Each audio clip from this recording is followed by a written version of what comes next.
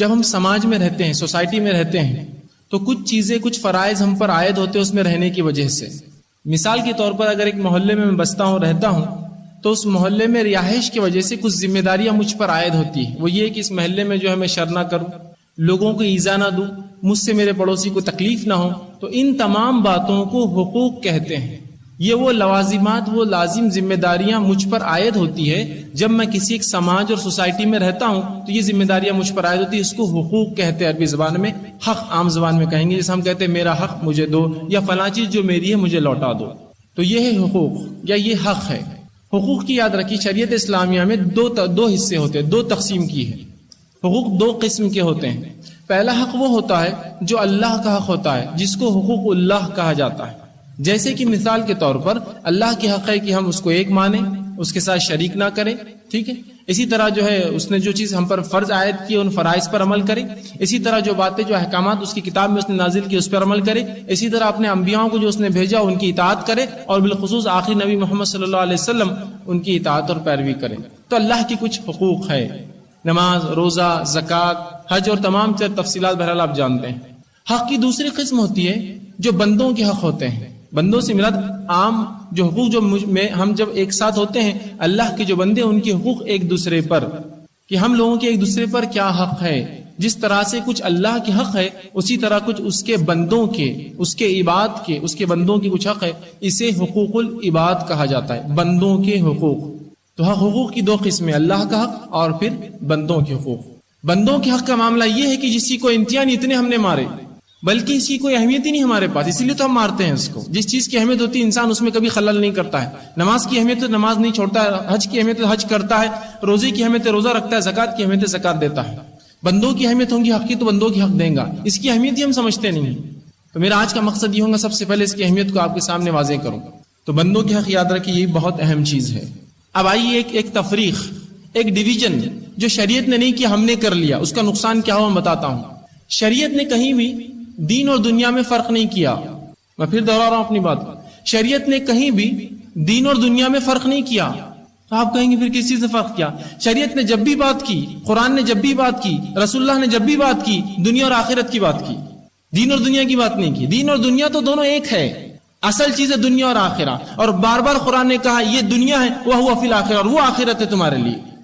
تو یہاں کہیں بھی آپ قرآن و حدیث میں یہ بولیں گے یہ دنیا ہے اور یہ دین ہے، یہ دنیا ہے نہیں، جو کچھ کہا یہ دین ہے اور وہ آخرت ہے، یہ دین ہے اور وہ آخرت ہے، اور یہ دین ہے اور وہ آخرت ہے، یا یہ دنیا ہے اور وہ آخرت ہے۔ کہیں بھی یہ فرق نہیں کیا دین اور دنیا الگ ہے۔ جب ہم نے دونوں کو الگ کیا کہ دین الگ دنیا الگ، تو ہم نے ایسی مثالیں دیکھی کہ لوگ نمازی تو ہے، حاجی تو ہے، تقویٰ تو اختیار کر رہے ہیں، پرہیزگاری تو ان کے چہرے سے اور ان کے لباس سے ٹپک رہی ہے، لیکن وہیں آپ دیکھیں گے تو چوٹی اور پلے درجے کا دھوکے باز ہے، چوٹی اور پلے درجے کا جھوٹا ہے، دھوکہ دینے میں نمبر 1 ہے اپنے علاقے کے اندر، پھر اللہ کے حق پورے ادا کرتا ہے۔ اس لیے کہ اس نے فرق کیا دین اور دنیا میں، کہا جو میں دین ہے وہ یہ سب میرا لباس، میرے اعمال، میری نماز، روزہ، زکوٰۃ، حج میرا دین ہے، اور کہا یہ جو میں تجارت کرتا ہوں، غلے پر بیٹھتا ہوں، دکان چلاتا ہوں، یہ دنیا ہے، تو دنیا میں تو میں دھوکے دیتے رہوں گا، دین اپنا پورا کرتا رہوں گا۔ تو میں اسی لیے میں وضاحت کر رہا ہوں، دین اور دنیا میں شریعت نے کہیں بھی فرق نہیں کیا۔ اگر کوئی مثال دے پائے تو میری اصلاح کے لیے بہت اچھا ہو جائے گا۔ جو کچھ فرق آپ کو ملے گا، یہ دنیا ہے اور وہ آخرت ہے، یہ دنیا ہے اور وہ آخرت ہے، یہ دنیا ہے اور وہ آخرت ہے۔ تو دین اور دنیا میں فرق نہیں، یاد رکھیے۔ دین اور دنیا کی مثال سمجھ لیجئے۔ دین اور دنیا کی مثال ایسی ہے جیسے اگر میں آپ سے یہ کہوں کہ پانی کا جہاز چل رہا ہے، کیا تصور کر رہے ہیں آپ بتائیے مجھے؟ کیا آپ میں سے کوئی ایسا شخص ہے جو یہ تصور کر رہا ہے کہ اس سڑک پر پانی کا جہاز چل رہا ہے؟ جیسے ہی میں نے کہا پانی کا جہاز چل رہا ہے، آپ نے یہ تصور کیا کہ پانی ہے اس لیے جہاز چل رہا ہے نا؟ کوئی ریگستان میں تصور نہیں کر رہے آپ، سڑکوں پر تصور نہیں کر رہے، ہمارے شہر میں نہیں کر رہے، پانی کا تصور آ رہا ہے۔ تو اگر میں یہ کہوں گا کہ میں دین پر چل رہا ہوں تو دنیا کے بغیر دین پہ نہیں چلا جا سکتا ہے۔ خبر میں دین نہیں، آخرت میں دین نہیں، دین دنیا میں ہے۔ تو اگر میں دیندار ہوں تو مطلب دنیا کے اندر دیندار ہوں، خبر میں اور آخرت میں دینداری نہیں ہے میری، وہاں تو نماز وہاں سب ختم ہو گئی، یہی ہے۔ تو مجھے دونوں ساتھ لے کر چلنا ہے، اس میں فرق نہیں ہے، یاد رکھیے۔ ہاں فرق دنیا اور آخرت کا ہے، فرق دنیا اور آخرت کا ہے۔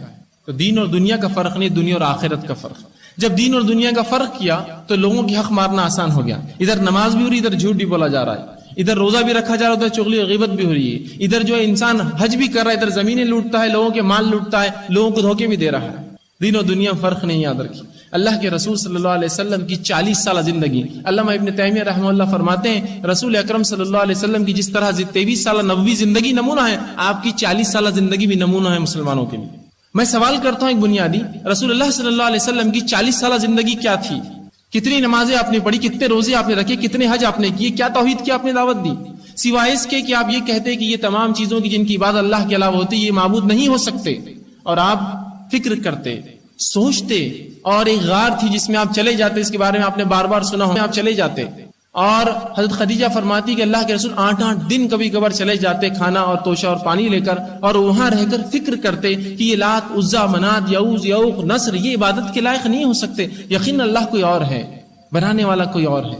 اور جب آپ صلی اللہ علیہ وسلم نے پہلی بار دعوت دی قریش کو، اس پہاڑ پر چل کر یا صباح کھلی دعوت دی، جبکہ اللہ رب العزت نے سورہ شورى میں یہ آیت نازل کی کہ اپنے رشتہ داروں کو ڈرا دو. آپ پہاڑ پر چڑھے اور اعلان کیا. جب اعلان کیا تو اس سے پہلے یہ کہا، اے قریش، کیا اگر تم سے میں یہ کہوں کہ اس پہاڑ کے پیچھے ایک فوج کھڑی ہے، گھڑ سوار تیار ہے تم پر حملہ کرنے کو، تو کیا تم میری بات کا یقین کرو گے؟ تو قریش نے جواب دیا، جس میں ابو لہب بھی جمع تھا، وہاں کھڑا تھا وہ. تو ابو لہب نے کہا، اور دیگر ہے محمد صلی اللہ علیہ وسلم، ہاں.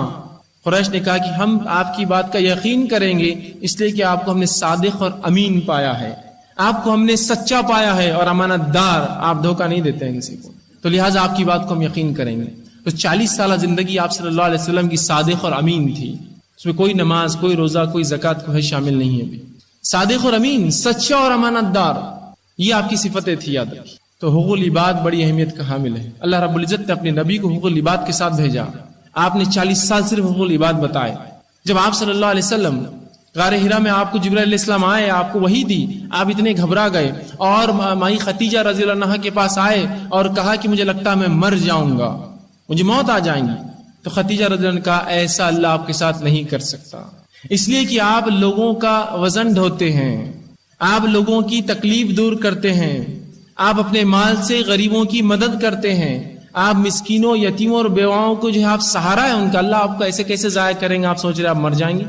تو مائی خدیجہ بھی اس کی گواہی دے رہی کہ رسول اللہ کی 40 سالہ زندگی یہی تھی کہ دوسروں کی مدد، مسکینوں کی مدد، بیوہ اور یتیموں کی مدد، لوگوں کے بوجھ ڈھونا اور سہارے دینا. بندوں کی حق بڑی اہم چیز ہوتی ہے، یاد رکھیے. اس کی اہمیت کی وضاحت تب ہوگی جب میں چند واقعات اللہ کے رسول صلی اللہ علیہ وسلم کی واقع زندگی سے رکھوں گا آپ کے سامنے. چند نمونے چیدہ نمونے رکھوں گا، چنے ہوئے نمونے. یقین اتنا وقت نہیں کہ تفصیلات میں جاؤں، لیکن ایک بات تو میں ضرور کہوں گا، بندوں کی حق کو مذاق مت سمجھیے. یہ تھوڑا سا مذاق آخرت میں جہنم کا باعث بننے والا تھوڑا سا مذاق. زندگی میں ہم 50 60 70 سال اس مذاق سے، اس حق مارنے سے فائدہ اٹھا لیں. کسی کی زمین پر بیٹھ جاؤں گا، کب تک؟ مرنے تک، اور کیا. اس کے بعد مجھے جواب دینا اپنے رب کو. دی چھوٹا سا مذاق بندوں کے حق میں آخرت میں بہت زبردست چیز بننے والا ہے. اسی لیے آغائی کے لیے ہم نے سوچا کہ یہ بار پورے 10 روزہ پروگرام پورے بندوں کے حق پر اگر آپ دیکھیں چارٹ کو غور سے، پورے حقوق العباد پر ہی ہم نے بنائے. چونکہ جہاں لوگوں کے عقیدے جب تیار ہو گئے تو بندوں کے حق مارنا انہوں نے آسان سمجھ لیا. کہا اب تو عقیدہ بڑا اچھا ہوگا، میں شرک تھوڑی کرتا ہوں، اللہ انشاءاللہ مجھے اب جہنم میں تو نہیں چلائیں گا. لیکن آئیے بندوں کے حق کیا ہوتے ذرا اس کی اہمیت وضاحت کر دوں. آئیے اللہ کے رسول صلی اللہ علیہ وسلم کی زندگی سے پہلا واقعہ مسند احمد کی روایت. آپ صلی اللہ علیہ وسلم کے پاس ایک صحابی رسول اور کا، اللہ کے رسول میری ایک پڑوسن ہے، پڑوس میں ایک خاتون رہتی ہے میرے، بہت نمازی ہے، زیادہ نمازیں پڑھتی ہے. مطلب یہ نہیں کہ 5 سے زیادہ 6 اس نے فرض کر لی، نہیں، مطلب یہ کہ 5 فرائض کے علاوہ موقع نوافل اور پتہ نہیں اور نمازوں کا اہتمام کرتی ہے، زیادہ سے زیادہ نمازیں پڑھتی ہیں اور بہت روزے رکھتی ہے. مطلب فرض روزوں کے علاوہ نوافل جمعرات اور پیر اور دیگر ایام بیضا کے 13 14 اور 15 چاند کی اور دیگر روزے رکھتی ہے، زائد روزے رکھتی ہے فرض سے زیادہ، اور اضافی زکوٰۃ دیتی ہے. مطلب فرض زکوٰۃ سے ہٹ کر نفل صدقات اور خیرات کا بڑا اہتمام کرتی ہے. ٹھیک ہے، کیا فرما رہے ہیں؟ یہ تمام باتیں گنوا رہے ہیں اللہ کے رسول سے، وہ صحابی رسول. لیکن کیا اللہ کے رسول پڑوسی سے گندی بات کرتی، گالی گلوچ کرتی، لڑتی ہے؟ کیا فرمایا؟ نماز تو زیادہ پڑھتی فرض سے زیادہ، زکوٰۃ تو زیادہ دیتی فرض سے زیادہ، روزے تو زیادہ رکھتی فرض سے زیادہ، لیکن پڑوسیوں سے گالی گلوچ کرتی ہے، بد کلامی کرتی ہے، لڑتی ہے. مطلب اللہ کے حق تو پورے اور اضافی ادا کرتی ہے، بندوں کے حق مارتی ہے. اللہ کے رسول صلی اللہ علیہ وسلم نے جواب دیا، ہی فی النار، وہ جہنمی ہے، ہی فی النار، وہ جہنمی ہے. اب کوئی اس کو قیامت تک جنتی نہیں کر سکتا. کس وجہ سے؟ ہم تو کیا سمجھ رہے ہیں، روزہ رکھ لیا، نماز پڑھ لی، زکات دے دی، حج کر دیا، توحید پر رہ گئے، اب بندوں کے حق مارتے رہو، کوئی مسئلہ نہیں۔ یہاں تو اللہ کے رسول اس اضافی نفل پڑھتی ہے، اضافی کرتی ہے، نمازوں میں اضافہ کری، روزوں میں اضافہ کرتی ہے، زکات میں اضافہ دیتی ہے، لیکن بندوں کے حق مارتی کا ہی فی النار، وہ جہنم میں جلنے والی ہے۔ ہم نے مذاق سمجھا تھا بولی بات کو، تو ہم نے تو معمولی سمجھا تھا اس کو، بیوی کے حق مار دو، بچوں کے حق مار دو، پڑوسیوں کے حق مار دو، سائلین راستہ چلنے والوں کے حق مار دو، تکلیف لوگوں کو پہنچاؤ، ہم کو لگا بڑا آسان کام ہے۔ ہی فی النار، جہنم میں وہ شخص جس نے تمام اعمال کیے، اللہ نے جو حکم دیا فرائض، لیکن اگر بندوں کے حق مارے جہنم میں جلیں گا۔ اسی لیے میں نے کہا تھا دو پٹریاں ہیں، ایک انچ بھی اگر کم ہو جائے دوسری پٹری تو ٹرین نہیں چلیں گی، یہ اسلام کی گاڑی نہیں چلیں گی اس کے اوپر، بندوں کے حق ادا نہیں ہوں گے۔ اسی صحابی نے آگے کہا اللہ کے رسول، دوسری ایک پڑوسن ہے، کم نماز پڑھتی ہے، مطلب یہ نہیں کہ 5 میں سے 3، مطلب یہ کہ صرف فرض پڑھتی ہے، پہلی والی زیادہ پڑھتی تھی، اضافہ، کم روزے رکھتی ہے، مطلب صرف فرض روزے رکھتی ہے، کم زکات دیتی ہے، مطلب صرف فرض زکات دیتی ہے، لیکن اخلاق بڑے اچھے ہیں، اس کے معاملات بڑے اچھے لوگوں سے، پڑوسیوں سے، کہا ہی فی الجنہ، وہ جنتی ہے۔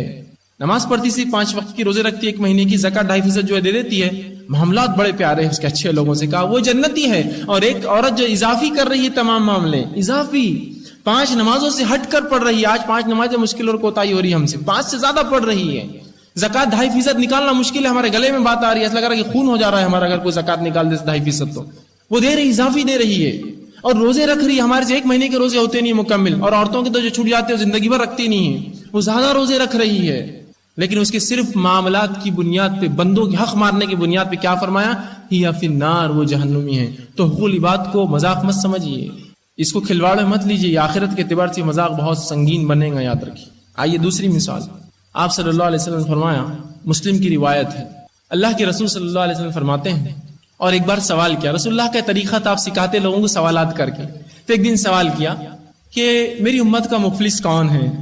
مفلس سمجھتے ہیں آپ؟ غریب، خلاش، بھکاری، کچھ بھی نہ ہو، مال لول جس کا لٹ گیا ہو، غریب انسان، خلاش، کچھ بھی نہ ہو، روپیہ پیسہ۔ تو کہا میری امت کا مفلس کون ہے؟ تو صحابہ نے کہا اللہ کے رسول، جس کے بعد دینار و درہم نہ ہو، مال و دولت نہ ہو، روپیہ پیسہ نہ ہو، وہ خلاش ہے۔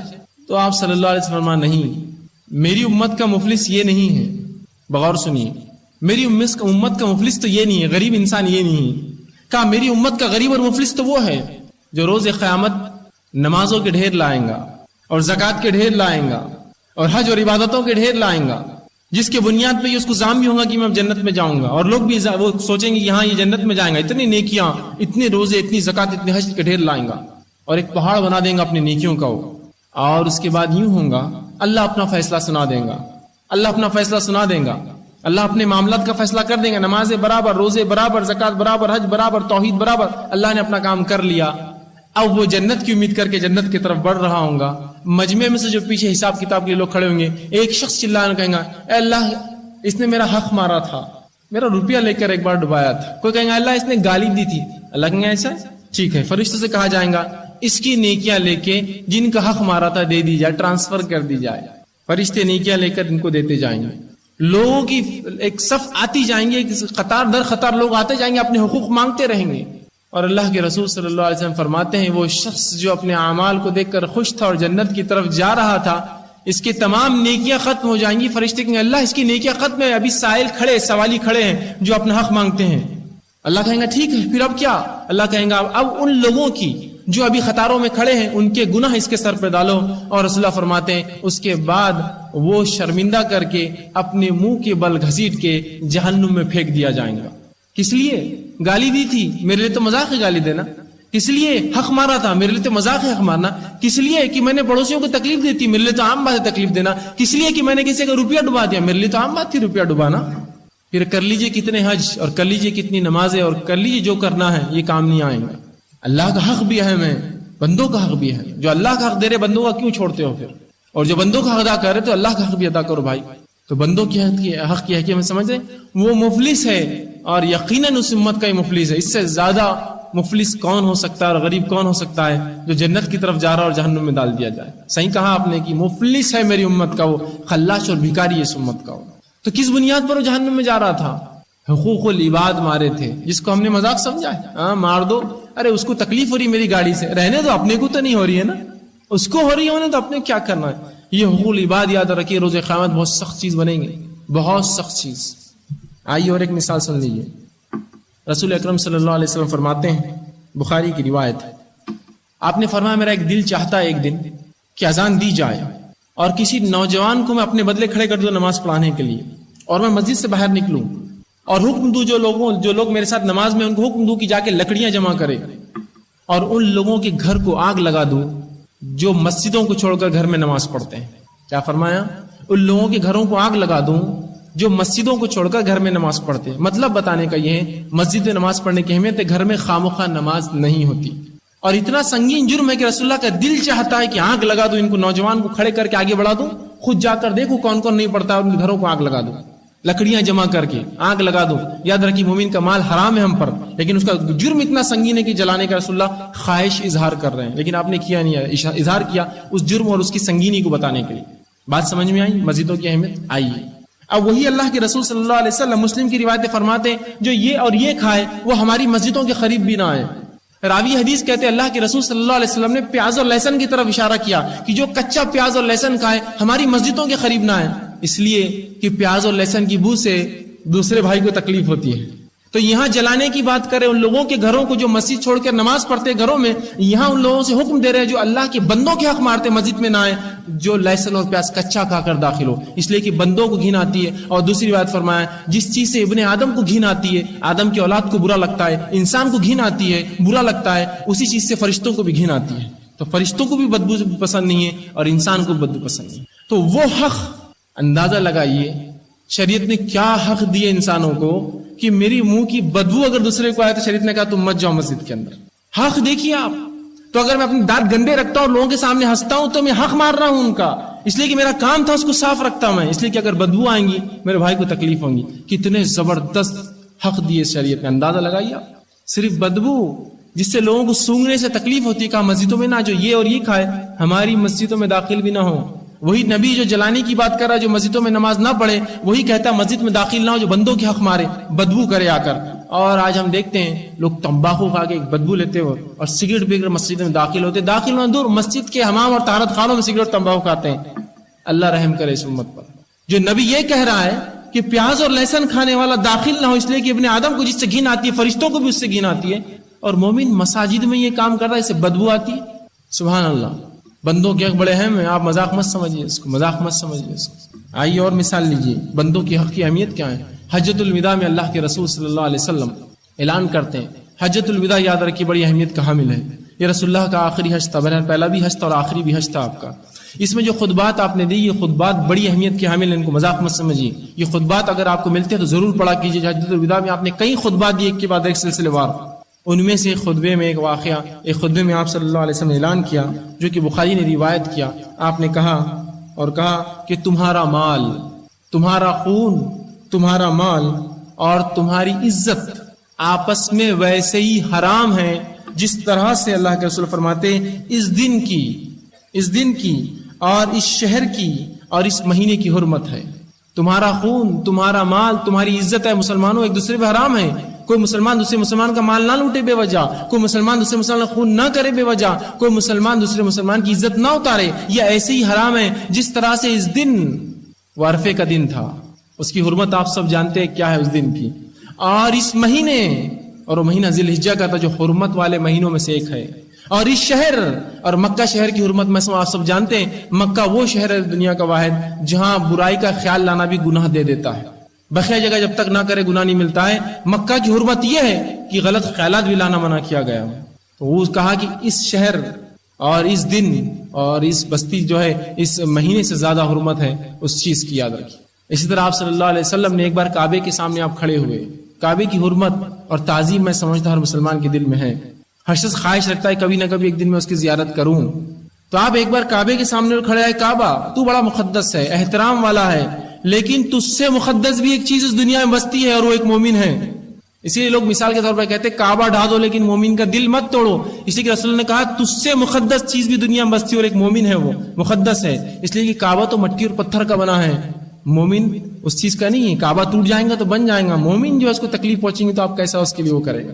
تو کہا تجھ سے مقدس بھی ایک ہستی ہے اس دنیا میں، وہ مومن ہے ایک. آج لیکن مومنوں کے حق مارنا، حق تلفی کرنا یہ ایک مذاق سمجھا جاتا ہے. مذاق سے بھی بڑھ کر لوگ اس شخص کو بہت ماہر، چتر، چالاک، دھارکاری، بہت اونچا عظیم الشان ہستی سمجھتے ہیں، لوگوں کے حق مارتا ہے. ارے کیا زمین لوٹ لی اس نے، بڑا آدمی ہے یار، بڑا. ارے کیا مال اس نے کر، ارے بڑا آدمی یار. کیا بیوی کو مارتا ہے، ارے بہت زبردست آدمی، طاقتور آدمی یار. ارے بچوں کو کیا دھوتا، ارے بہت بہترین آدمی. ارے پڑوسیوں کو کیا تکلیف دی اس نے جب گھر بننا تھا، ارے بہت اچھا آدمی، زبردست، اس لیے تکلیف دے پایا دوسروں کو. ہم اس کو بہت مہان سمجھتے ہیں دنیا میں، ہے نا. جتنا قابض دوسروں کی زمینوں پر اور مال پر، اتنا اونچا آدمی کہلاتا دنیا میں. یہ مذاق نہیں ہوا، آخرت میں یاد رکھیے. مثالیں دوں گا احادیث سے، مثالیں دوں گا کہ یہ چھوٹے چھوٹے حق مارنے کا انجام کیا ہونا آخرت کے اعتبار سے. آئیے آگے اس کی اہمیت کو اور سمجھیں ہم کہ حقوق العباد کی اہمیت کیا ہے. عمر ابن خطاب رضی اللہ عنہ کا ایک واقعہ ہے. وہ ہمیشہ کہا کرتے تھے، یہ صحابی رسول تھے اور میں سمجھتا ہوں آپ سب جانتے ہیں ان کی اہمیت کیا ہے. بہرحال اس سے پہلے ایک اور واقعہ سن لیجیے حقوق العباد کے تعلق سے. بلکہ امیر المومنین عمر ابن خطاب رضی اللہ عنہ جو ہے، ان کا مقولہ تھا، ایک قول تھا. یہ عمر ابن خطاب جو ہے رضی اللہ عنہ، یہ دوسرے خلیفہ ہے. ان کا ایک قول تھا، قول سمجھتے ہیں آپ، جو بار بار وہ دہراتے تھے اور کہتے تھے. ایک مقولہ تھا اور کہتے تھے عمر اپنے رب کو کیا جواب دیں گا. غور سے سنیے عمر ابن خطاب صحابہ کیسے ڈرتے تھے حقوق العباد سے. یہاں بندوں کی حقوق پہ بات نہیں کر رہا ہوں میں، جانور کا حق بتا رہا ہوں صرف. یہاں تو بندوں کی کیا ہوں گے اس سے اندازہ لگا لیجئے. جب میں کوئی مثال دوں ایک چھوٹی چیز تو آپ بڑی چیز سمجھ سکتے کیا اہمیت ہے. جانوروں کے تعلق سے عمر ابن خطاب کہتے تھے اور ایک مقولہ مشہور تھا اور کہتے تھے عمر اپنے رب کو روز قیامت کیا جواب دیں گا جب اس کا رب عمر سے یہ پوچھے گا، عمر بصرہ کی فلاں بستی میں ایک سڑک پہ ایک گڑھا تھا جس کی وجہ سے خچر گرا تھا، جس سے اس کی نفس کو اور اس کے مالک کے مال کو نقصان ہوا تھا، تو عمر اپنے رب کو کیا جواب دیں گا؟ اس لیے کہ عمر ذمہ دار ہے اس خچر اور اس مالک کا اور اس سڑک کا، اس لیے کہ عمر خلیفہ ہے اس ملک کا. کیا جواب دیں گا عمر اس کا؟ اندازہ لگائیے صحابہ کتنا گھبراتے تھے حقوق العباد کے معاملے میں کہ ایک جانور کا حق اگر مجھ سے مارا جائے، چونکہ امیر المومنین کے ماتحت جو لوگ ہیں امیر المومنین سے پوچھے قیامت کے روز، کہ تو حاکم سے پوچھے اس کی رعایا کی. تو عمر ابن خطاب کہتے تھے عمر اپنے رب کو کیا جواب دیں گا جب اللہ رب العزت یہ پوچھیں گا عمر فلاں بصرہ کی جگہ، بصرہ بہت دور ہے، عمر ابن خطاب مدینہ سے حکومت کرتے تھے، بصرہ کی فلاں سڑک پر ایک گڑھا تھا جس سے خچر گرا تھا، اس خچر کو بھی نقصان ہوا، اس کے مالک کا مال گرا، تو عمر اپنے رب کو کیا جواب دیں گا؟ اس لیے کہ وہ مالک بھی پکڑ لیں گا اور خچر آ کر کھڑا ہو جائے گا میرے سامنے. تو صحابہ کے نزدیک حقوق العباد کی اہمیت یاد رکھی کہ جانوروں کی حق اگر ان سے مارے جا رہے تھے صرف گمان میں، اب یہ صحیح واقعہ نہیں، سوچتے تھے ایسا ہو جائے تو عمر کیا جواب دیں گا اپنے رب کو. تو جانوروں کے حق کے تعلق سے وہ لوگ پریشان ہوتے تھے. آج ہم نے جانوروں کے حق، تو میں اس کے تعلق سے یقیناً میرا کوئی درس نہیں ہے کہ جانوروں کے حقوق کیا ہے، لیکن انسانوں کے حقوق کی جن علاقوں میں اور جن بستیوں میں مارے جاتے ہیں، جانور کے حق کی بات تو اس کے بعد ہوگی. یہ مسلمانوں کی بستیاں ہیں جس کے اندر کتے بھی جانا پسند نہیں کرتے، کتا ماریں گے اس کو. بلی اپنے بچوں کو ہمارے علاقوں میں محفوظ نہیں سمجھتی ہے، اس لیے کہ اس کے بچوں کو بچے لا کر پھانسی دیتے ہیں. یہ واقعات اپنے محلوں میں دیکھیے آپ، چھوٹے کتے اور بلی کے معصوم بچے. گو کتا حرام ہے لیکن اس کا مطلب یہ نہیں کہ اس کو قتل کر دے آپ بے وجہ بیچارے کو. اس کو لا کر لٹکاتے ہیں ہمارے مسلمان بچے جن کے دل اتنے سنگ دل اگر بچپن سے ہوں گے تو بڑے ہو کر یہ کیا کارنامے انجام دیں گے. اور اس کو لا کر گلے میں رسی لٹکا کے لٹکا دیتے اور سب مل کے دیکھتے ابھی مرے گا کیسا. یہ واقعات کوئی بعید نہیں، آپ دیکھیے اپنے محلوں میں. اور اس کے مرنے پر وہ خوش ہوتے ہیں، ایسا تڑپا تھا فلاں، اور والدین بھی سن کر صرف تعجب ہوتا ہے، سنتے اور بولتے اچھا ایسا کیا، ٹھیک ہے اگلی بار ایک اور کتے کو مار کے جاؤ. اس لیے کہ والدین یہ سوچتے ہیں کہ ان کی جان اپنے سے اپن بچ رہے، ان کے زر سے، ان کے جو ہے نقصان سے یہی زیادہ اچھا ہے جانوروں پہ بلا نکال رہے ہیں. اس لیے کہ تربیت کی کمی ہے. انشاءاللہ اولاد کی تربیت ایک مستقل عنوان ہم نے رکھا ہے اس سال. بہرحال تو بندوں کے حق کی یاد رکھی بڑی اہمیت ہے. شریعت نے تو جانوروں کے حقوق بتائے ہیں، تو وہ شریعت بندوں کے حق کیسے چھوڑ سکتی ہے؟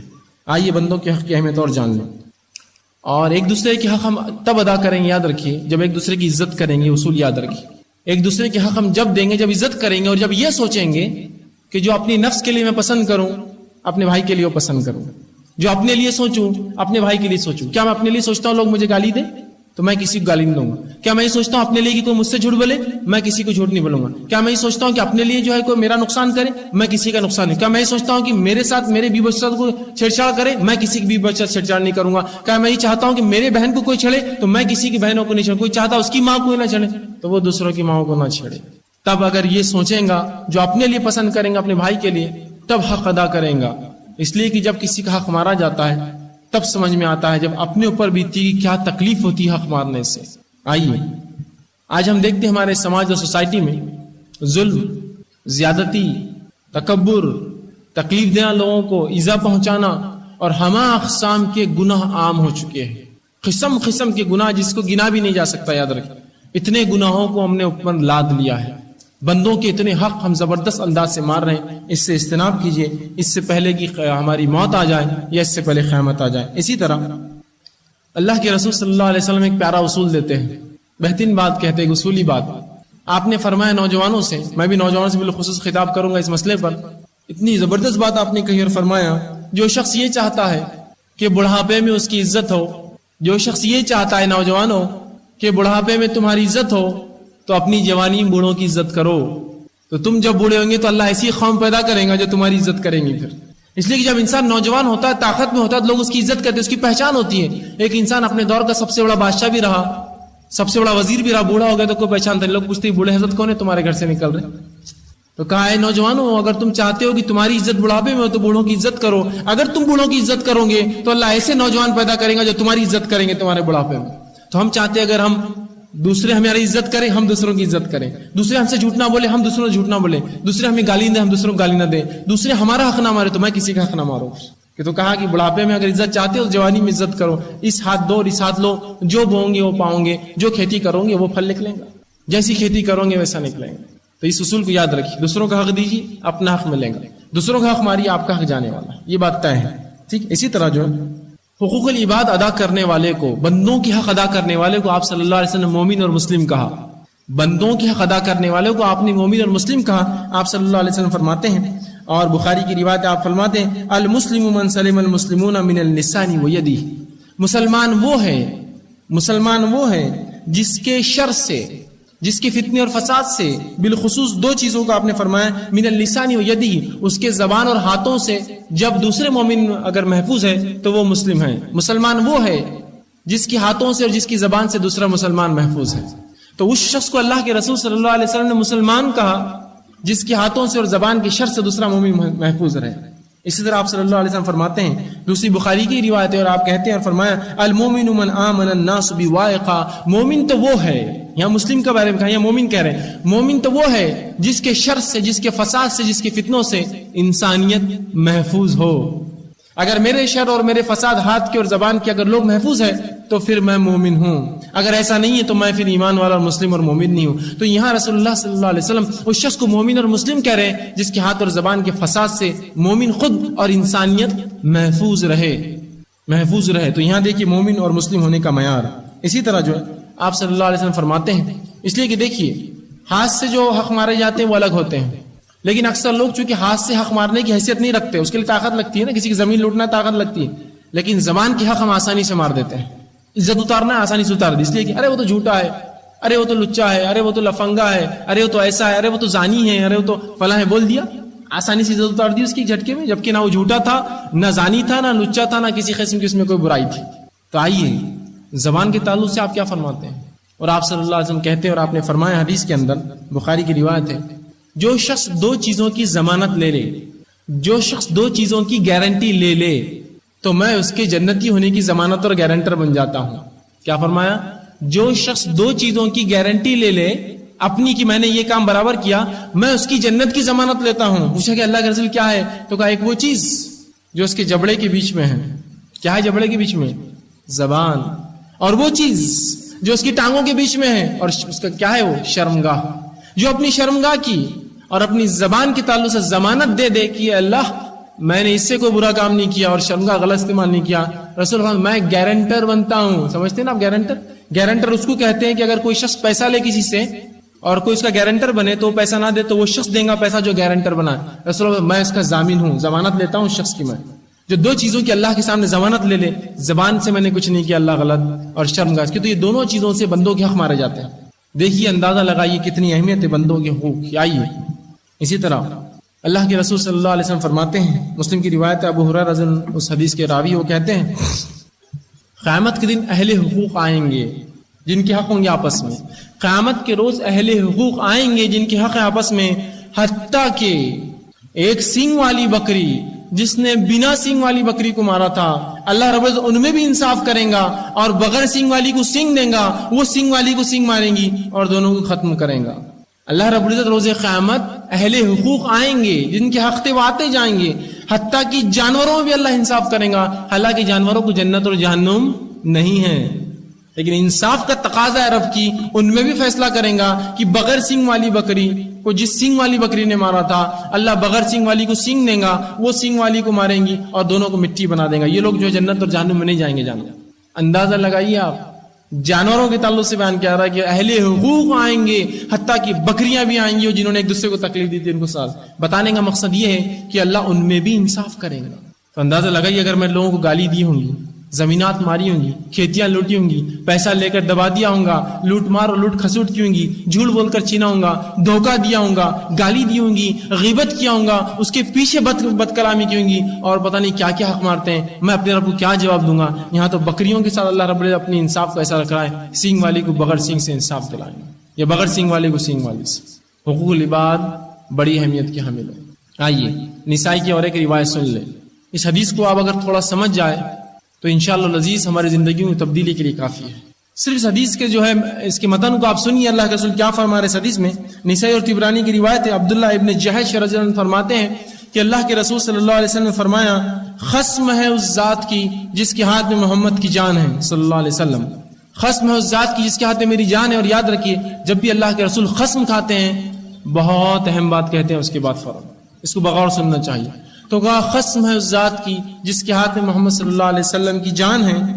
اگر ایک انسان شہید ہو جائے، پھر زندہ کیا جائے، پھر شہید ہو جائے، پھر زندہ کیا جائے، پھر شہید ہو جائے، پھر زندہ کیا جائے، 3 بار فرمایا. شہادت کیا ہوتی ذرا وہ بتا دو تو بات اور واضح ہو جائیں گی آپ کے سامنے. شہادت یہ سب سے اونچا درجہ اور معیار ہے قربانی کا. اس سے اونچی اور کوئی قربانی دنیا میں نہیں ہوتی ہے، اس لیے کہ انسان اپنی جان دیتا ہے اس میں. شہادت دنیا کے اندر سب سے عظیم قربانی جو انسان اللہ کی راہ میں دے سکتا ہے، اپنی جان. مال دے سکتا ہے، اولاد تو کو بھی دے سکتا ہے، لیکن اپنی جان، اس کو کہتے ہیں شہادت. اور اللہ کے رسول فرماتے ہیں شہید کے خون کا قطرہ زمین، مطلب جس وقت اگر وہ مر جائے اس وقت وہ اس کے خون کا قطرہ زمین پہ گرنے سے پہلے اللہ اس کی روح کو قبض کر کے سبز رنگ کے پرندوں میں ڈال دیتا ہے اور وہ جو ہے جنت میں چھوڑ دیتا ہے اور وہ جنت میں گھومتے پھرتے اور چرتے ہیں اور اللہ کے عرش کے نیچے ان کے گھونسلے ہوتے ہیں. یہ شہید کا مقام ہے، یہ اس کا درجہ ہے. اس کے درجے تک یاد رکھیے بہت کم اعمال ہے جو اس درجے تک پہنچتے ہیں، اس کو شہادت کہتے ہیں. کیا کہہ رہے ہیں؟ شہید ہو جائے پھر زندہ ہو جائے، پھر شہید ہو جائے پھر زندہ ہو جائے، پھر شہید ہو جائے پھر زندہ ہو جائے. آئیے اور شہادت کیا ایک اور واقعہ سنا تو رسول اللہ کا. آپ صلی اللہ علیہ وسلم فرماتے ہیں قیامت میں جب جنتی جنت میں چلے جائیں گے، جہنم میں چلے جائیں گے تو اللہ جنت سے ایک شخص کو بلائیں گا جو کہ شہید ہوں گا اور کہیں گا اے میرے بندے کیسی رہی میری جنت؟ وہ کہیں گے اللہ بس سب کچھ جنت سب کچھ. کہا کیا چاہیے بول؟ بتائیں اللہ بس ہو گیا ہے سب کچھ. کہیں گے نہیں کیا چاہیے بول. بندہ کہیں اللہ بس ہو گیا، بس جنت مل گئی. کہا اللہ کہیں گے بول. تو بندہ جب سمجھ جائیں گے کہ اللہ بغیر بولے کہ نہیں رکنے والا، اللہ کو بولنا ہی، اللہ چاہ رہا ہے بولو کچھ. تو کہیں گے اللہ مجھے پھر زندہ کیا جائے پھر تیری راہ میں شہید ہوں. اللہ کہیں گے نہیں یہ نہیں ہو سکتا، واپس چل جاؤ تم جنت میں. مطلب اگر جنت میں جانے کے بعد مومن کوئی خواہش کرے گا تو وہ ایک خواہش ہے، جو شہید ہوگا وہ کرے گا پھر زندہ کیا جو مارا جاؤں. شہادت عظیم درجہ ہے. اس کے بارے میں فرما رہے کوئی شہید ہو جائے پھر زندہ کیا جائے، پھر شہید ہو جائے پھر زندہ کیا جائے، پھر شہید ہو جائے پھر زندہ کیا جائے، لیکن جب تک جنت میں نہیں جائیں گا جب تک اس پر کوئی قرض باقی رہے گا. سبحان اللہ. شہید ہو جائے پھر زندہ کیا جائے، پھر شہید ہو جائے پھر زندہ کیا جائے، پھر مر جائے اللہ کی راہ میں، لیکن جنت تب تک نہیں پائیں گا جب تک قرض اس پر باقی ہے. بندوں کے حق کو ہم نے تو یہی سمجھا اللہ کی راہ میں جا کے جہاد کروں گا اور مر جاؤں گا. آپ کو کیا لگ رہا ہے دوسروں کے حق مار کے اللہ آپ کو کیا نصیب کریں گا ایسی موت بھی شہادت کی؟ اور کیا واقعی میں ایسے شہیدوں کی اللہ سبحانہ تعالیٰ شہادت قبول کریں گے؟ کیا فرما رہے ہیں آپ؟ 3 مرتبہ دہرایا کہ زندہ کر دیا جائے اور پھر مر جائے اور پھر شہید ہو جائے پھر زندہ ہو. جنت میں تو نہیں جائیں گا جب تک کہ اس کا قرض ادا نہ کیا جائے. حدیث بندوں کے حق بتا رہی ہے. شہادت سے بڑی اور کوئی قربانی نہیں ہو سکتی. وہ بھی قبول نہیں اللہ کو. اس عورت کی نماز روزہ حج بھی قبول نہیں تھا اللہ کو. اس انسان کا جو نماز اور حجوں کے ڈھیر لے کر آیا تھا اس کو مفلس بنا دیا اللہ نے. بندوں کے حق بڑی اہمیت کی حامل ہے، بڑی اہمیت کی حامل ہے. ان حقوق کو آسان مت سمجھیے. اب بندوں کے حقوق میں چند باتیں رکھوں گا اس لیے کہ وقت زیادہ نہیں ہے. جہاں ہم سے کوتاہیاں اور غلطیاں ہوتی ہے اگر اس کی اصلاح ہم کرنا شروع کر دے تو انشاءاللہ عزیز ایک نیک اور صالح معاشرہ، ایک بہت اچھا ایک معاشرہ بنے گا مسلمانوں کا، جو ایک دوسرے کی حق ادا کرتا ہے. جہاں رب کی بھی حق ادا کرتا ہے وہیں بندوں کی بھی حق ادا کرتا ہے. آئیے سب سے پہلی چیز ظلم اور زیادتی.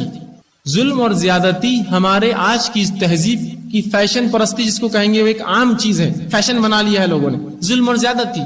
ظلم اور زیادتی کے خلاف اسلام نے جو بات کی ہے یاد رکھیے، ایسی باتیں بیان کی، بلکہ اسلام جب آیا تھا دنیا ظلم میں ڈوبی تھی، اسلام نے دنیا کو ظلم سے باہر نکالا، اور وہی امت جو اپنے آپ کو مسلمان کہتی، اسلام کا حامل کہتی، اور وہی آج لوگوں کی حق ماری ان پر ظلم کر رہی۔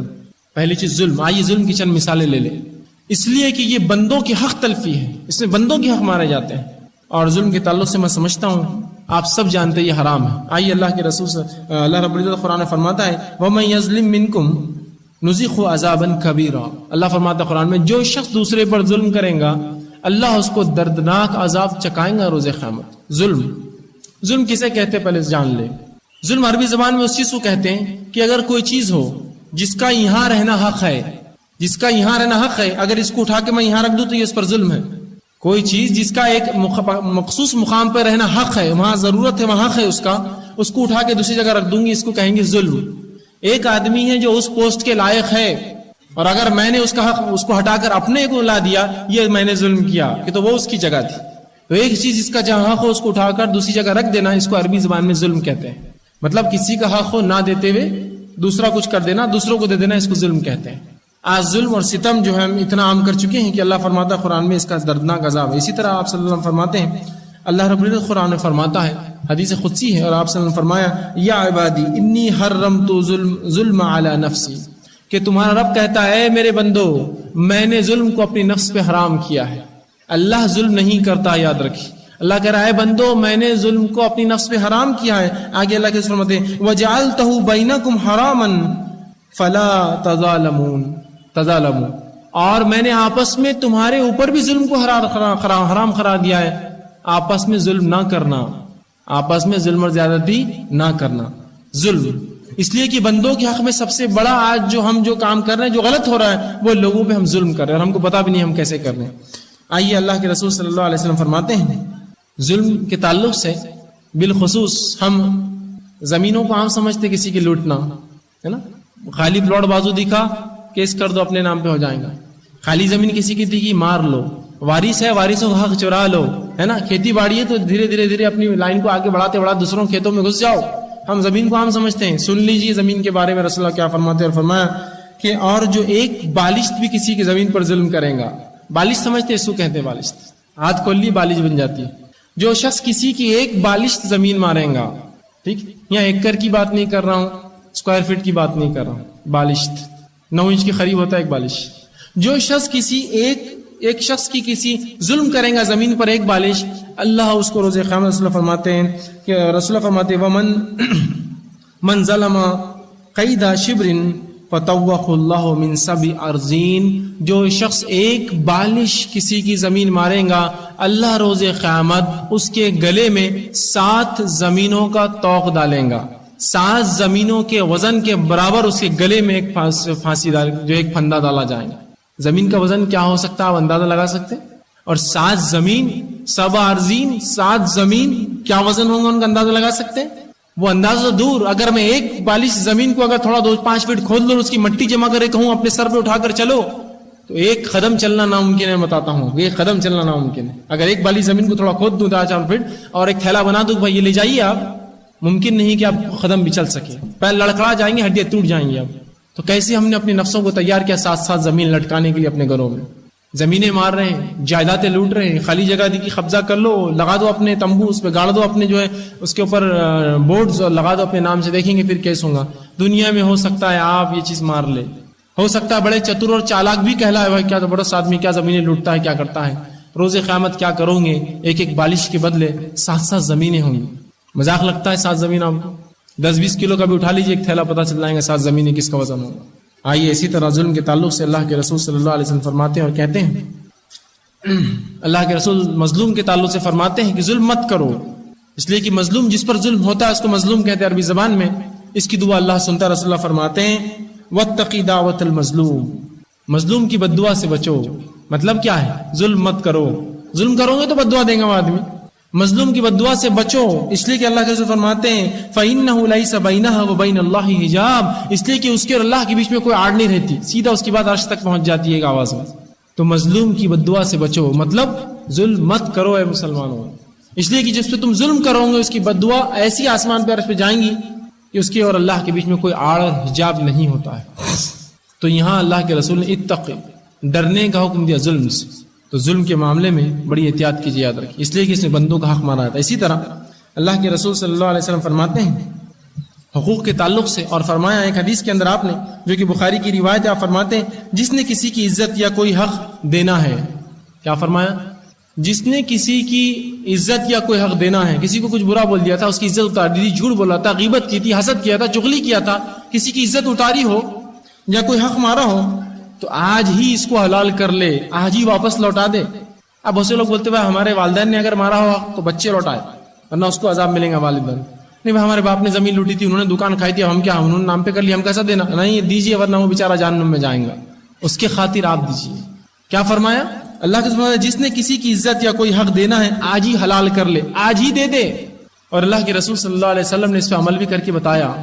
طبقات ابن سعد میں امام ابن سعد نقل کرتے ہیں کہ حضرت علی ابن ابی طالب رضی اللہ عنہ، انہوں نے اللہ کے رسول صلی اللہ علیہ وسلم کی وفات کے بعد، اندازہ لگائیے، رسول اللہ کی وفات کے بعد اپنی پوری زندگی ہر حج میں اعلان کیا کہ اگر اللہ کے رسول کے طرف اگر کوئی روپیہ اور پیسہ یا کوئی وعدہ باقی رہا ہو تو مجھ سے آ کر لے لے، بنا پوچھ تاچھ کے لوٹا دوں گا، دے دوں گا۔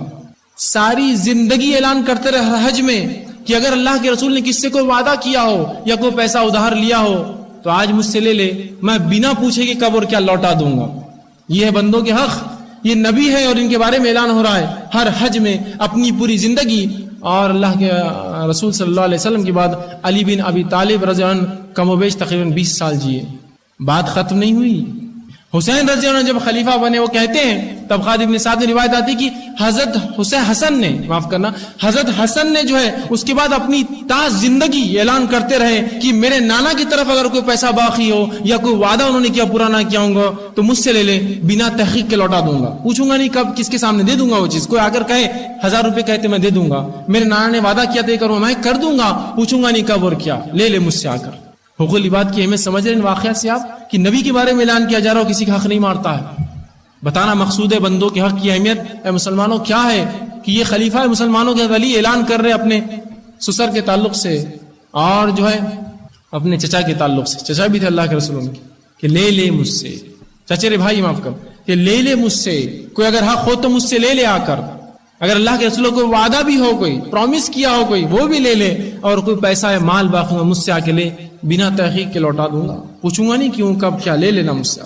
اور یہی نواسا بھی جو ہے اعلان کرتا رہا اپنی زندگی، کم و بیش یہ اعلان تقریباً 45 ہجری تک چلتے رہے۔ اندازہ لگے رسول اللہ کا انتقال 11 ہجری میں ہوا۔ بندوں کی حق کی کیا اہمیت ہے، 30 40 سال اعلان کیا جا رہا ہے، ہوں گا تو لے لو بھائی آ کے مجھ سے۔ داماد بھی کر رہا ہے اور جو ہے نواسا بھی کر رہا ہے اعلان اس چیز کا۔ بندوں کی حق بتانا مقصود کا بہرحال۔ اسی طرح بندوں کی حق کی اہمیت اللہ کے رسول صلی اللہ علیہ وسلم فرماتے ہیں، مسلم کی روایت ہے، بڑی سخت حدیث ہے، آپ صلی اللہ علیہ وسلم فرماتے اور آپ نے کہا جو خصم کے ذریعے کسی مسلمان کا حق لیتا ہے، جو خصم کے ذریعے ہوتا نا، کچھ لوگ خصم کھا لیتے ہیں، وہ میری فلاں خصم، یہ خصم کے ذریعے کسی مسلمان کا حق لوٹ لے، جھوٹی خصم مطلب خصم کھا کر حق لوٹ لے کسی کا، کہ بھائی خصم ہے کہ یہ مال میرا تھا، تمہارے والد نے مجھے دے دیا تھا، آپ کو بولیں گے والد کا وعدہ لے لو۔ تو جو کسی مسلمان کو خصم کھا کر دھوکہ دیتا ہے یا اس کا حق لے لیتا ہے کہ نہیں بھائی اللہ کی قسم یہ تو پیسے میرے تھے گرے ہوئے، آپ کے نہیں تھے، لے لیتا ہے وہ پیسے، جبکہ اس کے نہیں ہوتے ہیں۔ جو شخص اللہ کی قسم کھا کر کسی کا مال لے لیتا ہے جو کہ اس کا حق نہیں ہے، تو اللہ کیسے فرماتے ہیں اللہ نے اس پہ جہنم کو واجب کر دیا، ہمیشہ کے لیے جہنم واجب کر دی اور ہمیشہ کے لیے جنت سے وہ جو ہے محروم کر دیا گیا۔ تو صحابی رسول نے پوچھا اللہ کے رسول، اے اللہ کے رسول اگر معمولی بھی کوئی حق رہا ہو تو؟ صحابہ بڑے چوکنا رہتے، معمولی سمجھتے ہیں، معمولی کوئی میں نے ایسا کر لیا ہو تو آئیے رسول اللہ کیا فرماتے ہیں، آپ نے فرمایا چاہے پیلو کی درخت کی لکڑی کے برابر بھی تو نے اگر ایسا ظلم کیا ہو تو جنت تجھ پر حرام ہے اور جہنم تجھ پر واجب ہے اور جنت تجھ پر حرام ہے۔ پیلو کی لکڑی مسواک کو بولتے ہیں، اس مسواک کا بھی ظلم کیا ہونا کبھی تو نے، مسواک کی کیا قیمت ہے اس زمانے میں بھی راج 4-5 روپے میں ملتی ہے، اتنا بھی تو نے اگر ظلم کیا ہونا تو جہنم تجھ پہ واجب ہے اور جنت تجھ پہ حرام ہے۔ پیلو کی لکڑی کے برابر، پیلو کی لکڑی اس زمانے میں مسواک کے لیے استعمال ہوتی تھی، آج جیسا الگ الگ درخت ہوتے ہیں اس زمانے میں پیلو کی ہوتی تھی۔ تو کہا پیلو کی لکڑی مسواک کے برابر بھی ظلم کرے گا تو جنت تجھ پہ حرام ہے اور جہنم تجھ پر واجب ہے۔ آج تو ہم نے کیا کچھ حق نہیں مارے لوگوں کے، کیا کچھ فتنے اور فساد میں اپنی نفسوں کو اور دوسرے نفسوں کو ہم نے نہیں ڈالا۔ بندوں کی حق مارنا عام بات ہے، ایک گھر سے نکلنے سے لے کر گھر میں داخل ہونے تک 1000 حق ہم مار رہے ہیں، کسی کو فکر نہیں دوسرے کا کوئی حق ہے۔ گھر سے انسان نکلا بے تحاشا گاڑی بھگا رہا ہے، نوجوان آج کل بڑے بھگاتے ہیں، لیکن وہ جانتا نہیں ہے اس سے انسانوں کے حق مارے جاتے ہیں۔ اگر وہ گاڑی رفتار سے بھگا دے، اس سے کوئی انسان ڈر کر، یقیناً اس کو تو بہت اچھی عادت ہے، یہ بڑا اسٹنٹ مین ہے، یہ گاڑی روک لیں گا، لیکن سامنے والا اگر گھبرا جاتا ہے، یاد رکھیے اس کی گھبراہٹ کا عذاب اس شخص پر آئے گا جس نے اس کو ڈرایا، چونکہ اس کا حق مارا، اس حق مارا آپ نے اس کا۔ کسی خاتون کی بازو سے تیز گاڑی لے کر نکل گئے ہو تم، جس سے وہ گر گئی، تم تو چلے گئے ہنستے ہوئے، یاد رکھو اس کے زخم جب تک نہیں بھریں گے، اس کی ہر سکس کی ہر آہٹ، ہر خون کا بدلہ تمہیں دینا ہے قیامت کے روز۔ اور قیامت کے دن سب سے پہلا حساب جس چیز کا بندوں کے حق میں ہوگا، اللہ کے رسول فرماتے ہیں وہ خون کا ہونے والا ہے۔ تم نے غلط گاڑی چلائی جس سے کسی کا خون بہا، تم کو کس نے حق دیا تھا گاڑی چلانے کا؟ اگر نہیں آتی تو تمہارا حق نہیں اس کو لے کے چلانے کا۔ اس لیے میں ہمیشہ کہتا ہوں کہ جس کو گاڑی چلانا نہیں آتی ہے، تم نے اس کے ہاتھ میں ہتھیار دے دیا ہے کہ تو وہ ظلم کریں گا آپ لوگوں پر، کسی کو جا کے مار دیں گے، آپ بولیں گے میرے تو بڑا رسوخ ہے، اثر ہے، میں چھڑا کے لا لوں گا، اس ظلم کا ذمہ دار کون ہے؟ تو آپ کیا سمجھتے ہیں معمولی چیزیں بندوں کے حق؟ گاڑی کو لائے آپ نے کہیں بھی پارک کر دیا اپنی گاڑی کو، ایک بیچارہ جس کی گھر میں کوئی بیمار ہے وہ لے کے نکلنا چاہتا ہے، آپ کی گاڑی اس کے پیچھے کھڑی ہے اور وہ کہتا ہے یار میں نے بورڈ بھی لگایا تھا میری گاڑی کے پیچھے پارک مت کرو، مجھے جانا ہے، میں کیسا کروں، رکشہ لے جانا پڑے گا، میری مجبوری آ گئی۔ کیا آپ سمجھتے ہیں معمولی چیز ہے یہ؟ اگر وہ مر جائیں گے اگر راستے میں، کس پر آئیں گی ذمہ داری؟ تم نے مارا اس بندے کا حق۔ گاڑیاں آپ چلا رہے ہیں، زور سے ہارن بجا رہے ہیں، اگر اس ہارن سے کسی کو تکلیف ہوتی جبکہ لکھا ہوا ہے نو ہارن زون، ہارن مت بجائیے۔ بچے تعلیم حاصل کرے خلل ہوتا ہے، یاد رکھیے وہ تمام طلباء جتنوں کی تعلیم میں خلل ہوتا ہے، تمہیں اس کا عذاب ملے گا اس لیے کہ تم نے اس جگہ ہارن کیوں بجایا، بندوں کا حق مارا تم نے۔ ہم معمولی سمجھتے ہیں، ڈھول تاشے بجا رہے ہیں اپنے محلوں کے اندر، ہم معمولی سمجھتے ہیں؟ ارے کوئی بیمار عورت ہے اندر، بیمار مرد ہے، کوئی بوڑھا ہے جو بیمار ہے اور تم ڈھول بجاتے ہو اپنے گھروں کے آس پاس، جس سے انسانوں کو تکلیف ہوتی ہے، بیچارہ سو نہیں سکتا ہے نا، بچے ڈر کے نیند میں سے اٹھ جا رہے ہیں، حتیٰ کہ جانوروں کو تکلیف ہو رہی ہے اس سے۔ قیامت کے روز آپ کیا سمجھتے ہیں یہ نام عمل میں لکھی نہیں جائیں گی یہ تکلیفیں؟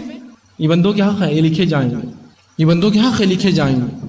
تو ایک انسان جب مومن نکلتا ہے تو وہ سنجیدہ انسان ہوتا ہے اپنے آپ میں، وہ دوسروں کے حق ان کی اہمیت کو جانتا ہے، لہٰذا بہت سے کاموں سے وہ اجتناب کرتا ہے جو کر بھی سکتا نہیں کریں گے، اس لیے کہ بندوں کے حق مارے جاتے ہیں اس کے اندر۔ اگر میں کوئی گاڑی غلط کر دوں گا، کوئی میری لکڑی گھر کا کنسٹرکشن کا سامان راستے پہ آ جائے گا جس سے اگر ایک انسان گر گیا تو میرا گھر تو ایک طرف ہے یار، وہ نقصان میں کیسے بھرپائی کروں گا؟ اس کے لیے احتیاط کرے، لیکن ہمارے پاس کوئی سوچ نہیں، گرے گا کون، وہ گر رہا نہ مرنے دو، اس کا بچہ دبنے مجھے کیا لینا دینا۔ اگر ایسا ہم کریں گے تو ہماری عبادتیں، ہماری ریاضتیں، ہمارے صدقے اور خیرات یاد رکھے روز قیامت ہم کو بالکل نہیں بچا سکتے، یاد رکھیے۔ آئیے اسی طرح اللہ کے رسول صلی اللہ علیہ وسلم مسلمانوں کی عزت ان کے احترام کے تعلق سے فرماتے اور کہتے ہیں کہ مومن دین میں بڑھتا رہتا ہے حتیٰ کہ جب تک کہ وہ ناجائز قتل نہ کر دے۔ ایک مسلمان دین میں بڑھتا رہتا ہے، خوب اچھے اعمال کرتا ہے، اللہ کے نزدیک اس کا مقام اونچا ہوتا ہے حتیٰ کہ وہ جب تک کسی کا قتل نہیں کر دیتا، اس کے نام عمل رک جاتا ہے، پھر کہ تو اس نے حق مارا انسان کا، پھر اس کے نام عمل رک جاتا ہے اس کے اعمال۔ اسی طرح آپ صلی اللہ علیہ وسلم فرماتے ہیں کہ مسلمان پر ایک دوسرے کا خون، مال اور عزت حرام ہے، مسلمان پہ خون، مال اور عزت حرام ہے، تو کسی کی آپ بے وجہ عزت نہ اڑائے، کسی کا بے وجہ خون نہ بہائے، یاد رکھیے اس معاملے میں بڑی احتیاط کرے۔ عزت کے معاملات تو بہرحال ایک فہرست گنائی جا سکتی ہے جو عزت لوگوں کی ہم اڑا دیتے ہیں، اور آج کل جدید دور کے اندر بڑا آسان ہو کسی کی عزت اڑا دینا، کچھ نہ صحیح تو ایک SMS بنا کر بھیج دو، اس کے تعلق سے اس کی عزت پوری ہو جاتی ہے۔ لیکن کیا آپ کو لگتا ہے روز قیامت یہ معمولی چیز ہوں گی؟ کیا معمولی ہوں گی؟ ارے دنیا کے اندر ہی اگر آپ نے کوئی ڈیفیمیشن کا کیس ڈال دے کہ میری عزت پر اس نے ہاتھ ڈالا ہے تو آپ کو مشکل ہو جائے گا آپ کی گردن چھڑانا اس سے۔ رہا دنیا کا معاملہ، پھر آخرت کا معاملہ اللہ کیا کریں گا؟ دنیا میں تو آپ رشوت دے کے چھوڑ سکتے، آخرت میں نہیں چھوڑ سکتے۔ عزت اتار دیا آپ نے کسی، جھوٹ بول دیا کسی سے، غیبت کرتے ہیں اس کی، غیبت اتنا سخت گناہ ہے جس میں انسان دوسرے کی جو عزت اتار دیتا ہے، جھوٹ بولتا ہے اس کے بارے میں کسی کے، لیکن آج یہ گناہ عام ہے، مرد اور عورتیں بیجا اور بجا اس سے ملوث ہے، ہر شخص اس سے ملوث ہے، اور اس کو اپنے آپ کو بولتے ہیں یار بڑی اچھی باتیں کرتا ہے۔ لوگ ایسے لوگوں کو عزت کے ساتھ بازو بٹھاتے ہوئے آؤ کیا کیا قصہ ہو محلے میں ذرا سناؤ آج، ارے اس کا یہ ہو گیا، اس کی بچی کا یہ ہو گیا، اس کے بچے ہو گیا، اس کا ہو گیا، اور سب ہنس کر سن رہے ہیں۔ عزت اتارتے ہو تم ایسی لوگوں کی؟ اللہ رب العزت نے قرآن میں فرمایا جو دوسروں کی غیبت کرتے ہیں، ولا یغتب بعضکم بعضا، سورہ حجر نے فرمایا کہ تم میں سے آپس میں کوئی کسی غیبت نہ کرے۔ کیا تم میں سے کوئی پسند کریں گا اپنے مردار بھائی کا گوشت کھانا؟ فکرہتموہ، تم کو کراہت آئیں گی تو پھر تم غیبت مت کرو۔ صحابی رسول نے پوچھا اللہ کے رسول مل غیبہ یا رسول اللہ، اللہ کے رسول غیبت بولتے کس کو ہے؟ کہا ذکر کا اخا کبھی ما یکرہ، اپنے بھائی کا ایسا ذکر کر، ایسی بات کر جس سے اس کے سامنے کی جائے اس کو برا لگے. تو کہا اللہ کے رسول اگر اس میں بات ہو تو مطلب اس میں ہے تو میں بول رہا ہوں، تو اگر ہو تو غیبت ہے، نہیں ہے تو جھوٹ ہے. پھر تو اس میں برائی ہے لیکن تم دوسروں کے سامنے بیان کرو، اس کی اصلاح نہیں کرتے ہو اور دوسروں کو بولتے پھرتے ہو، یہ غیبت ہے. غیبت کے بڑے سخت انجام ہے، یاد رکھیے. ایک بار دو نوجوان صحابی اللہ کے رسول صلی اللہ علیہ وسلم کے پاس سے گزرے اور ایک تیسرے آدمی کی بات کرتے جا رہے تھے، اور وہاں وہ کہتے گدھا مرا ہوا تھا جس میں بے انتہا بدبو کے کیڑے پیدا ہو چکے تھے، ہم دور سے جا رہے تھے. اللہ کے رسول نے کہا ان دونوں کو بلاؤ. بلایا گیا، کہا اس کا گوشت کھاؤ. تو کہا اللہ کے رسول ایک تو گدھا حرام، اس پر مرا ہوا سڑ چکا ہے، بدبو آ رہی، کیڑے پڑ چکے ہیں. کہا تم دونوں جو ابھی بات کر رہے تھے نا تیسرے بھائی کے بارے میں، یہ اس سے برا تھا، اور تمہارے راتوں کے اندر میں ابھی بھی اپنے بھائی کا گوشت دیکھ رہا ہوں. مطلب تم نے اس کا قتل کیا، تم نے اس کو کھایا، اس لیے قرآن نے کہا جیسا کہ تم نے اپنے بھائی کا گوشت کھایا مردار. ایسی مثال ہے غیبت کرنے والے کی، تمہارے دانتوں میں وہ گوشت اٹکا ہوا دیکھ رہا ہوں غیبت کا. اسی طرح ایک بار یوں ہوا، اللہ کے رسول صلی اللہ علیہ وسلم کی ایک ازواج ماں عائشہ رضی اللہ عنہا اور ایک دوسری ازواج رسول اللہ کی جو تھی حضرت صفیہ رضی اللہ عنہا. حضرت صفیہ جو تھی یہ نسلاً یہود تھی، یہ مطلقہ تھی، یہ بھی طلاق شدہ تھی. رسول اللہ کی صرف ایک ہی بیوی جو ہے کماری تھی، وہ حضرت عائشہ تھی. دیکھنے دکھانے میں بڑی خوبصورت تھی، لیکن حضرت صفیہ جو تھی دیکھنے دکھانے میں تھوڑا سا ان سے اور نکلتی تھی آگے، اور خوبصورت تھی دیکھنے دکھانے میں. تو جب سے اللہ کے رسول نے ان سے نکاح کیا تھوڑی سی دونوں میں انبن تھی شروعات سے ہی، دونوں شوقن ایک دوسرے تھوڑا کہیں نہ کہیں جو ہے. ایک بار یوں ہوا کہ اللہ کے رسول صلی اللہ علیہ وسلم ان کے گھر سے ان کے گھر میں داخل ہوئے، اور یہ خد میں تھوڑی پستہ تھی. خد میں حضرت عائشہ سے دیکھنے دکھانے میں اچھی تھی، پستہ خد تھی. تو ایک بار اللہ کے رسول آئے تو انہوں نے کہا کتنا اس سے محبت ہے، پتہ نہیں لمبی ہوتی تو کیا کیا کرتے تھے اس کے لیے. مطلب اس کا خد کم ہے، صفیہ کا تو اتنی محبت ہے تم کو، اس سے پتہ نہیں لمبی ہو جاتی تو کیا کرتے تھے اس بیوی کے ساتھ تم. تو اللہ کے رسول صلی اللہ علیہ وسلم فرماتے ہیں عائشہ تیری اس بات کو اگر سمندر کے پانی میں گھلا دیا جائے تو اس کو کڑوا اور خراب کرنے کے لیے کافی ہے. تو نے گڈھا کہا نا اس کو، اس کے سامنے برا لگتا ہے اس کو، یہ غیبت ہے اس کی. تو کہا اگر تیری یہ بات اگر سمندر کے پانی ملا دیا جائے اس کے خراب کرنے کے لیے اور اس کو کڑوا کرنے کے لیے کافی ہے. غیبت کی تھی نا، حق مارا تھا اپنی ایک بہن کا، حقوق العباد میں حرف آیا تھا. یہ سختیاں اس چیز کی. لیکن آج ہمارے پاس کسی کی عزت اتارنا، جھوٹ بولنے والے کو چتر انسان سمجھتے ہیں لوگ. قابل مینیجر جو ہے جتنا جھوٹ بولتا اتنا قابل مینیجر ہے، جتنا جھوٹ بولتا اتنا قابل سیلس مین ہے. ہو سکتا دنیا میں تو شاید آپ کچھ سیلس کر لے، لیکن آخرت میں اپنے نیکیوں کو سیلس کرنا پڑیں گے، بیچنا پڑیں گے. وہاں یہاں نہیں چلنے والا، وہاں کیسے آپ کریں گے؟ نہیں اللہ وہ تو میں نے کمانے کے لیے جھوٹ بولا تھا. تو کمائی کے لیے جھوٹ بولنا شریعت نے اجازت نہیں دی. کم کماؤ نا، کس نے کہا تم کو اتنا کماؤ؟ جھوٹ کیوں بولتے ہو؟ لیکن ہو جائیں گا، کر دوں گا، آ جانا، لے لینا، جبکہ معلوم ہی کام نہیں ہونے والا. بول دیں گے حق آسان ہوگا، کام کرتے بڑے بول دوں گا جاؤ، بعد میں کیا بھول گیا تو جان دو کون پوچھنے والا. کیوں کہا تھا پھر؟ آپ کہہ دیتے میں نہیں کر سکتا، جاؤ. حق مارا تم نے، جھوٹ بولا اس.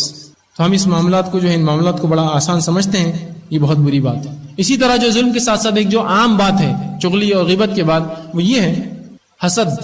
یہ وہ حق مارنا ہے جو انسان حق کب مار دیتا ہے اس کو پتہ بھی نہیں چلتا. حسد وہ چیز ہے کہ انسان دوسرے کی جو اللہ نے اس کو نعمتیں دی اس کو دیکھ کر جلے، اپنے دل میں تکلیف ہو اس کو، اور وہ چاہے اس کا زوال ہو جائے، یہ نعمتیں سے ختم ہو جائے، چھین لی جائے، برباد ہو جائے یا میرے پاس آ جائے. اس کو بولتے ہیں حسد. اور اللہ رب العزت نے قرآن میں دعا سے سکھائی وَمِن شَرِّ حَاسِدٍ إِذَا حَسَدَ. دعا کرو اے نبی کی حسد کرنے والوں کی حسد سے اللہ مجھے بچائے. حسد، مومن دوسرے کی نعمت کو دیکھ کے حسد نہیں کرتا بلکہ خوش ہوتا ہے اور کہتا ہے ماشاء اللہ لا حول ولا قوت الا باللہ. بھائی اللہ بہت اچھا، جیسا اللہ نے چاہا، نہیں ہے کوئی طاقت، نہیں ہے کوئی سوچ سمجھ اور طاقت سوائے اللہ. بہت اچھا کیا تم نے. مومن یہ بولتا ہے. لیکن جو ایمان والا نہیں ہوتا ہے بولتا ہے یہ نعمتیں کیسے چھینے اس سے، یہ نعمتیں کیسے ختم ہو جائے اس سے، کیسے اس نعمتوں کا زوال ہو جائے، ڈوب جائے یہ نعمتیں اس سے، یا کیسے یہ نعمتیں میرے پاس آ جائیں. حسد کی دو قسمیں ہیں. ایک قسم تو وہ ہوتی ہے کہ انسان یہ کہتا ہے کہ اس کی نعمتیں مجھے مل جائیں، یہ بھی حرام. دوسری حسد جو سنگین ہے، بہت زیادہ حرام ہے، وہ یہ ہے کہ مجھے ملے نہ ملے اس کی ڈوب جائے. یہ سنگین حرام ہے، یاد رکھیں. اور یہ تو عام بات ہے. عورتوں میں یہ ناشکرہ پن، لوگوں کی نعمتوں کو دیکھ کر جلنا. مردوں میں بھی عورتوں میں بکثرت پایا جاتا ہے. کسی نے گھر بنا لیا، دیکھو اللہ کس کس کو دے رہا، ہم کو نہیں دے رہا. آپ یہ کہتے ماشاء اللہ اللہ نے اس کو دے دیا جیسا چاہا، انشاءاللہ ہم کو بھی اللہ دیں گا، اور یہاں نہ صحیح اچھے عمل کریں گے تو آخرت میں جنت تو پائی لیں گے انشاءاللہ. وہ چھوڑ کر دیکھو فلاں ہو جا رہا، دیکھو فلاں ہے، دیکھو یہ ہے. کسی کی نعمت کو دیکھ بولتے ہم غریب ہیں، ہم کو نہیں دے رہا، اللہ ان کو دے رہا ہو. پہلے پیسے تھے اور پیسے مل گئے ان کو. یہ بولنا چاہیے ماشاء اللہ بڑا اچھا ہوا، اللہ نے آپ کو اور دیا. تاکید کرنا چاہیے کہ آپ خرچ کیجیے اللہ کے نام، اللہ اتنا دیتا ہے. اب نہ کہ آپ جلے اس پر، حسد کرے اس سے.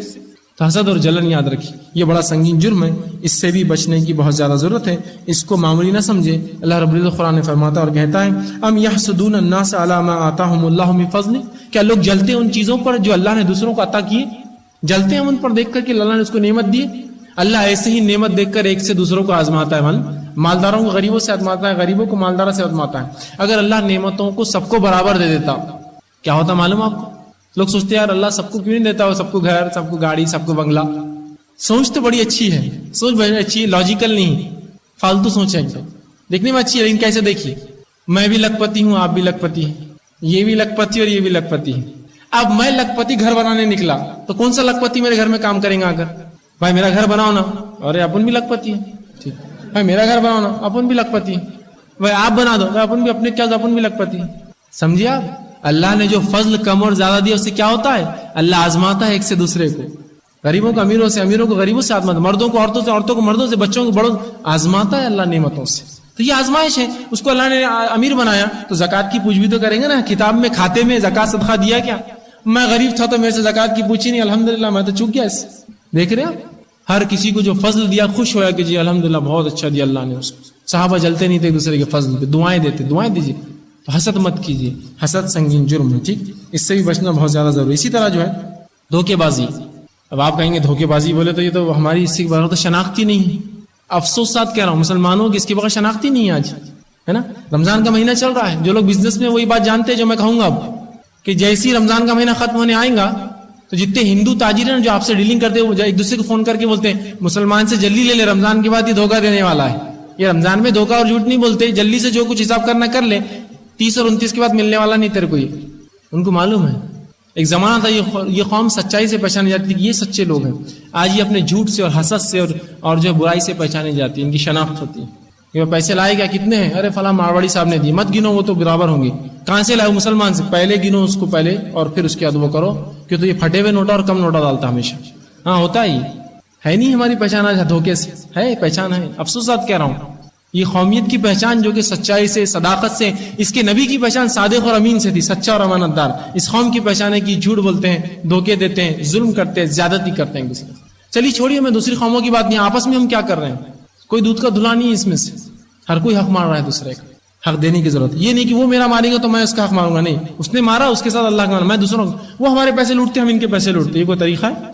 اس نے لوٹا اس کا معاملہ اس ساتھ، میں کیوں کسی کا لوٹوں پیسہ؟ ٹھیک ہے، تو یاد رکھیے دھوکہ بہت بری چیز ہے، مومن کسی کو دھوکہ نہیں دیتا، وہ ہمیشہ لوگوں کی خیر خواہی کرتا ہے، خیر خواہی کرتا ہے، تو ہمیں بھی چاہیے کہ ہم خیر خواہی کریں۔ اب انسان کہاں کہاں دھوکے دیتا ہے، چند مثالیں دیتا ہوں کہ دھوکے باز انسان جو ہے دوسرے کو لیے جو ہے برا سوچتا ہے، اپنے لیے اچھا سوچتا ہے۔ دھوکہ دینے والا کیا بولتا ہے؟ اس کو دھوکہ دیں گے تو اپنا فائدہ ہوگا، تو دوسروں کے لیے برا سوچتا ہے، اپنے لیے اچھا، جبکہ مومن وہ ہے جو اپنے لیے پسند کرے وہی اپنے بھائی کے پسند کرے۔ دوسرا دھوکے بعد آدمی کیا کرتا ہے؟ ایک چیز کا ظاہر چھپا کے اس کا دوسرا بتاتا ہے۔ مثال تو کوئی خریدنا ہے، یہ موبائل کتنے کا ہے، وہ ظاہر چھپا دیتا ہے اس کا، کچھ تو بھی نیا باڈی واڈی چڑھا کے اچھا، اندر پورا خراب، ظاہر اچھا بتاتا ہے، باطن اس کا خراب کر دیتا ہے۔ دھوکے باز یہ بھی کرتا ہے، جہاں وہ اپنے لیے اچھا دوسروں کے لیے برا سوچتا ہے وہیں چیزوں کو اچھا کرتا ہے جبکہ اندر سے وہ بری ہوتی ہے۔ تیسرا جو گناہ اس سے ہوتا ہے کہ دھوکہ دہی کے لیے وہ دل میں بات کو چھپاتا ہے، اس کو معلوم یہ خراب ہے، دل نہیں چھپاتا، بولو مت اس کو، اگر بولیں گے تو بکیں گا نہیں، جبکہ رسول اللہ نے فرمایا اگر کوئی مال خراب اور برا ہو آگے رکھو، بتا کر بیچو، ویسا نہیں بیچ سکتے، بتا کر بیچو یہ مال خراب ہے، اس لیے کہ آپ نے فرمایا جس نے دھوکہ دیا وہ ہم میں سے نہیں ہے۔ یہ واقعہ یوں آتا ہے کہ رسول اللہ صلی اللہ علیہ وسلم ایک دن صبح نکلے خرید کے لیے بازار میں، آپ نے اناج دیکھا، جب اناج میں ہاتھ ڈالا تو اندر سے ہاتھ گیلا نکلا، تو کہا یہ کیا ہے؟ اوپر سوکھا اناج تھا، تو کہا اللہ کے رسول کل رات بارش ہو گئی تھی، اب کون میرا گیلا اناج لیں گا، میں نے نیچے چھپا دیا، تو کہا نہیں اس اناج کو اوپر رکھ، دھوکہ مت دے، اس لیے کہ جس نے دھوکہ دیا وہ ہم میں سے نہیں ہے، مسلمان نہیں ہے۔ یہ دھوکہ تو ہماری پہچان ہے، شعار جس کو کہتے ہیں، علم جس کو بولتے ہیں، ایک جھنڈا، فلیگ ہمارا یہ ہے کہ ہم اس کو لے کر چلتے ہیں کہ ہم دھوکہ دیتے ہیں۔ تب یہ کہا کہ جو دھوکہ دے وہ ہم میں سے نہیں ہے، مسلمان نہیں ہے، یاد رکھیے دھوکہ مت دیجیے ایک دوسرے سے، ٹھیک ہے۔ اسی طرح جو ہے مخالف کی مال، بیوی، اولاد، خادم اور دوستوں کی چغل خوری کرتا ہے، دھوکہ دینا ہے نا اس کو، جھوٹ بولتا ہے ان کے بارے میں، ٹھیک ہے۔ اسی طرح جو ہے جان و مال کی حفاظت اور راز چھپانے کا وعدہ کرتا ہے اور راز نہیں چھپاتا ہے، یہ بھی دھوکہ ہے کہ بولتا ہے میں تمہاری جان بچاؤں گا، وقت پہ میرے کو آواز دینا، میں تمہارے مال کو کروں گا، لیکن آخر میں کیا کرتا ہے؟ دھوکہ دے دیتا ہے۔ تو یہ ایسی جگہ ہے جہاں انسان جو ہے دھوکہ دیتا ہے۔ اسی طرح اللہ کے رسول صلی اللہ علیہ وسلم، بخاری مسلم کی متفقہ علیہ روایت ہے دھوکے کے تعلق سے،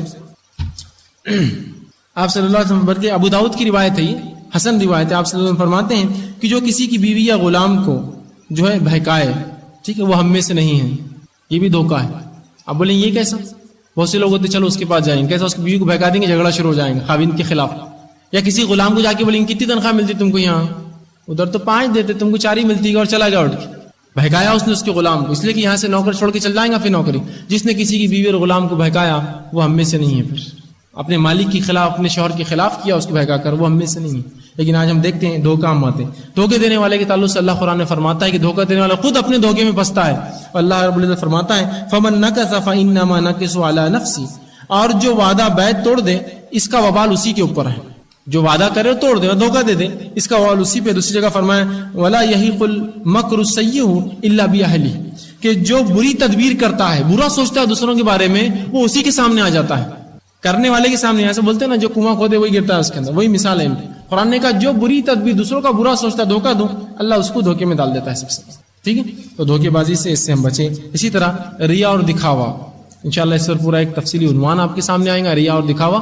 ٹائم ٹیبلز انشاءاللہ آپ کے پاس نہیں ہوں گے تو جاتے جاتے ضرور لے جائیں، والنٹیئر سے گزارش کروں گا ٹائم ٹیبل لوگوں کے سامنے رکھے تاکہ وہ تفصیلات دیکھ لیں۔ اسی طرح جو ہے ریا سے بچنے کی ہم جو کوشش کریں۔